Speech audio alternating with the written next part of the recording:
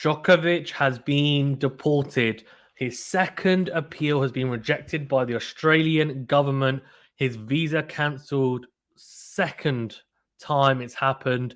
And of course, he tried to appeal last minute. It didn't go according to plan. He will not be playing the Australian Open. Huge news. Absolutely huge. I mean, let's go into a statement first about his reaction really to the decision, and then also we'll talk a little bit about what went down and also what it means for history in terms of tennis aspects and the draw as well, which I'm not 100% sure how the draw is now going to go. There's so many different ideas banded about, but we'll have a quick discussion on that and then we'll wrap it up. I don't want to spend too much time on this. Before we get into it, please remember to smash the like button and subscribe to the channel if you haven't already. Thank you very much. Right, Novak Djokovic said here, this is a statement, which is, it's sad. It is actually sad in terms of, I think no one looks good out of the situation. Absolutely no one. It just doesn't look good whatsoever. So let me actually share my screen so you guys can see it. Novak Djokovic has said, so he says here, I would like to make a brief statement to address the outcome of today's court hearing. I will now be taking some time to rest and recuperate before making any further comments beyond this. I am extremely disappointed with the court ruling to dismiss my application for judicial review of the minister's decision to cancel my visa, which means I cannot stay in Australia and participate in the Australian Open. I respect the court's ruling and I will cooperate with the relevant authorities in relation to my departure from the country. I am uncomfortable, but that the focus of the past few weeks has been on me, and I hope that we can all now focus on the game and tournament I love. I would like to wish the players, tournament officials, staff, volunteers, and fans all the best for the tournament. Finally, I would like to thank my family, friends, team supporters, and my fellow Serbians for your continued support. You have all been a great source of strength to me. So, look, I mean, pretty gracious way. He normally is pretty gracious, let's be honest with you, in most of the things he says. And look, that doesn't really change in that statement. Understandably, he'll be disappointed. Whether or not it's the right decision or not, that's up to, I guess, more experienced and more, I think, people more in the know, I think, on not just Djokovic's situation, but also the government situation as well. The politics behind it. It seems like this is quite a political decision, to say the least. So let's see how this all pans out. It's really interesting, but just a quick breakdown on what's happened. Novak Djokovic has been deported from Australia after losing his visa battle in court. Judges dismissed his bid to have a government decision to cancel his visa overturned. The tennis star obviously said he was extremely disappointed, but accepted the decision, which we've gone through. And then Australian Prime Minister Scott Morrison welcomed the ruling, saying the country is committed to strong borders. Immigration Minister Alex Hawke, who is the one that cancelled Djokovic's visa on Friday, so that was for the second time, said his presence in the country risked fanning anti-vaccine sentiment.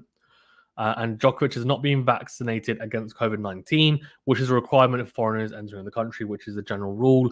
Djokovic also now potentially faces a possible 3-year ban on returning to Australia because of that cancellation. Now, there's a few things to unpack here. First of all, the vaccination, unvaccinated, I'm not going to get into that because it's all a personal preference thing. But it seems like the second time his visa being cancelled is because of the anti-vaccination statement that they're worried that, look, if they let him in, then they will set a precedent that actually it's okay to not be vaccinated and come to the country. Whether you think that's wrong or not, that's just how I see it. And obviously, Djokovic, we know he's unvaccinated.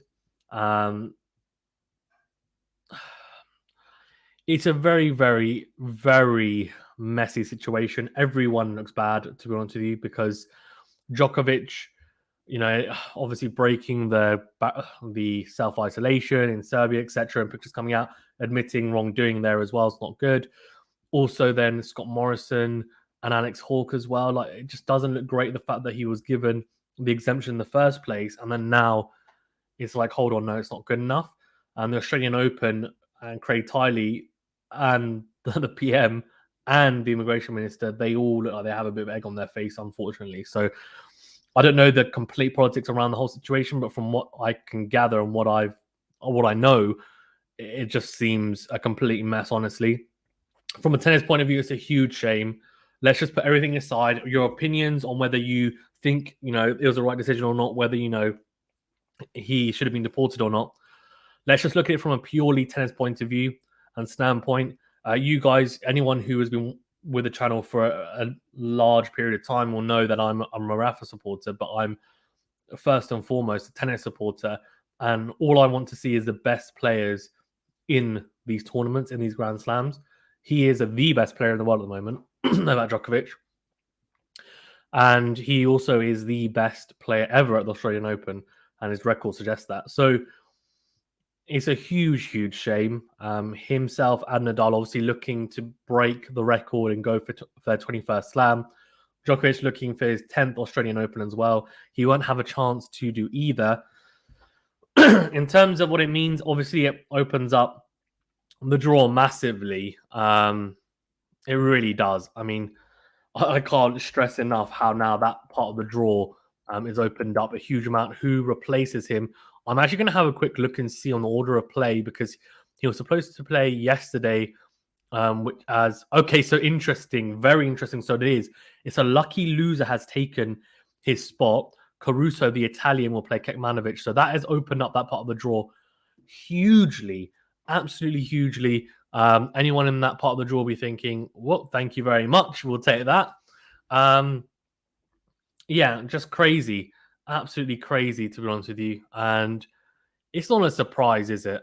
I mean, look, at the end of the day, it's really, really not good from the Australian government. It's not good from Djokovic, not good from the Australian Open. Everyone just seems to be in a mess at the moment, to be completely honest with you. And it's a shame. It's a real shame. Obviously, Nadal now looks like he's in a better position because of the fact that Djokovic isn't there. But realistically, he's not the favourite. The favourite will be Medvedev and potentially Zverev, and then below that will be Nadal, Tsitsipas, etc. So let's see how it all pans out. But yeah, it's a big, big shame, honestly. He's actually leaving now on a flight, apparently.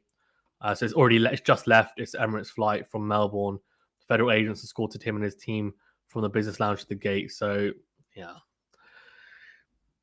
pretty sour taste in the mouth. No matter whether you think it is the right decision or not, it's just not great from a tennis perspective. Right. Thank you very much, guys, for tuning in. I really appreciate it. Please remember to smash the like button and subscribe to the channel as well. Of course, there are some players like, Murray saying it's not great. And, Nadal said that in terms of, it'll be great with him, of course, but it'll be great without him. Isner has been really vocal about, supporting me, etc. on Twitter. So, look, I think it's a split. I think most players have sympathy for how he's been treated, but don't necessarily agree with the fact that he's unvaccinated. Like Tsitsipas has been quite critical recently, for example. But that's, as I said, a personal matter, to be fair. It's not tennis related. Right. Thank you very much, guys. Stay safe and well, and I'll see you on the next video. And look out for Australian Open coverage. It's going to be very extensive, and I can